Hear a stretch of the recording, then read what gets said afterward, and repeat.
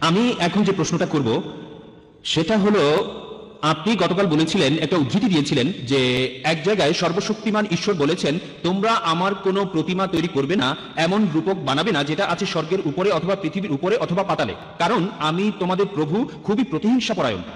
এখন আপনার কি এটা মনে হয় না যে মানে এটা খুব হাস্যকর হয়ে যায় না যে ঈশ্বরের মধ্যে প্রতিহিংসা আছে অথবা এ ব্যাপারে তিনি ঈর্ষান্বিত হচ্ছেন? আমার ধারণা ছিল এই অনুভূতিগুলো শুধু মানুষেরই থাকে।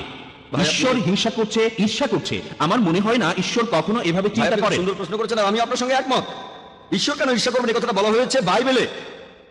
আমি এই কথা বলছি না যে বাইবেল আসমানি কিতাব, আমি এই কথাও মানি না যে পবিত্র বাইবেল ঈশ্বরের বাণী। তারপরেও আমরা এটাও বিশ্বাস করি যে আমরা ঈশ্বরের সাথে কাউকে শরীক করব না।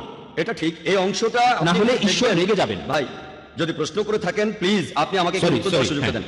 যদি এটা বিতর্ক হতো আমিও বিতর্ক করতে পারি, কোনো সমস্যা নেই। না ঠিক আছে, তবে এখন প্রশ্নোত্তর পর্ব চলছে। ওকে প্লিজ আপনি প্রশ্নটা করেন, তারপর আমার উত্তরটা শুনেন। যদি আমার কথার ভেতরে আপনি কথা বলেন, আমি হয়তো কিছু মনে করছি না, তবে এটা হবে বিতর্ক, পরে এক সময় সেটা করা যাবে। I am sorry. ঠিক, আপনি প্রশ্ন করেন, আরেকটা প্রশ্ন করেন, আমি সেটা শুনবো। তবে কথা বলতে থাকলে সেটা হয়ে যায়, হ্যাঁ আমি বুঝতে পারছি, অনেকটা বিতর্কের মতো, সেটা করা যায়। আর বিতর্কের সময় থাকে 15 মিনিট। আপনি খুব সুন্দর প্রশ্ন করেছেন যে আমি একটা অনুচ্ছেদে বলেছিলাম যেখানে বলা আছে তোমরা আমার কোনো প্রতিকৃতি তৈরি করবে না যেটা আছে উপরের স্বর্গে, পৃথিবীতে অথবা পৃথিবীর নিচে। তোমরা এমন কাউকে উপাসনা করবে না, কারণ আমি তোমাদের প্রভু ঈশ্বর এবং খুবই ঈর্ষাপরায়ণ। এই কথাটা রয়েছে বুক অফ এক্সোডাসে, অর্থাৎ ওল্ড টেস্টামেন্টে 20 নম্বর অধ্যায়ের 3 থেকে 5 অনুচ্ছেদে। এছাড়া বুক অফ ডিউটেরোনমি 5 নম্বর অধ্যায়ের 7 ও 9 অনুচ্ছেদে আছে। আর এটা হচ্ছে বাইবেলের উদ্ধৃতি।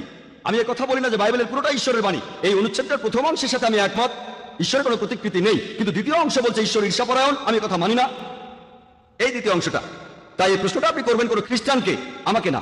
আমি এখানে বাইবেলের সবকিছু সমর্থন করছি না। কোরআনের সাথে মিল থাকলে সমর্থন করব, মিল না থাকলে সমর্থন করব না। তাই আমি আপনার সঙ্গে একমত যে ঈশ্বরের এখানে ঈশ্বরান্বিত হওয়াটা অস্বাভাবিক। আশা করি উত্তরটা পেয়েছেন।